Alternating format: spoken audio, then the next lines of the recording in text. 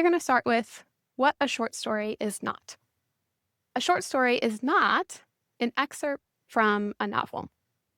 I think a lot of times when we talk about short stories, we talk about how they need to be one precise moment in time. And I think that might confuse people, and they start to think of a short story as a piece of a novel or something that doesn't need a beginning, middle, and end, something that's just a snapshot of a scene without any stakes around it or obstacles or character change.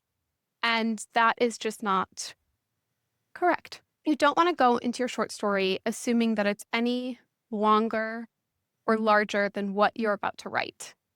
And it seems counterintuitive, but that's because if you are planning a larger world around this short story, you actually start limiting yourself because you're going to struggle to keep your word count in check. And you're going to be thinking, does this short story fit into the canon of the novel idea that I have spinning around? Does this character fit who I want this character to be in this other short story that I might write with the person or this larger scene?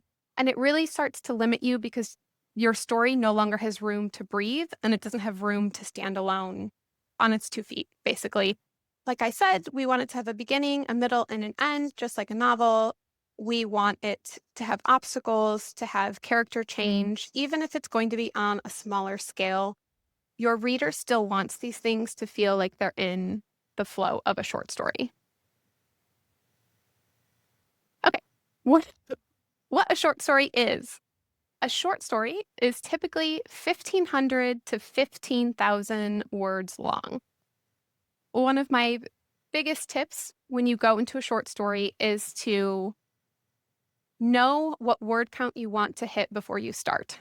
Because if you are imagining that you have 15,000 words and you're like, maybe it will be 15,000, maybe it'll be 2,000, your plot will get away from you so quickly and you will have a novella on your hands out of nowhere and you're like, whoops.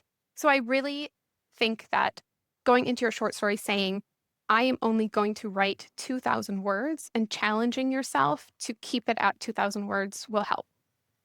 Anything under 300 words is called a microfiction. So you've probably heard that. And then anything from 300 to 1,500-ish is usually called flash fiction.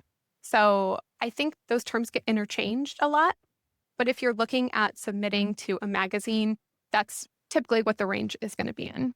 Your short story also needs to be a single, concise idea because it's going to be very short.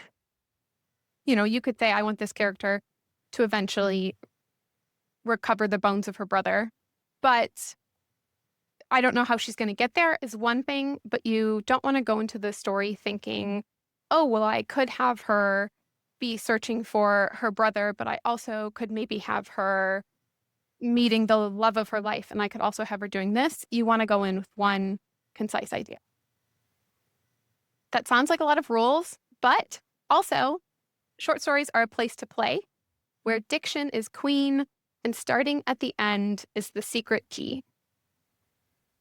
So in a short story, when I say that diction is queen, I mean that your word choice, because there are fewer words in this story, your reader, and if you're interested in publishing, any publisher is going to be looking at your word choice very critically.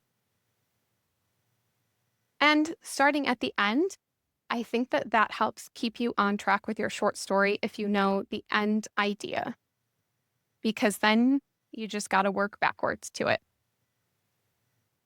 When I say they're a place to play, I already talked about this a little bit, but they release us from the grasp of the novel.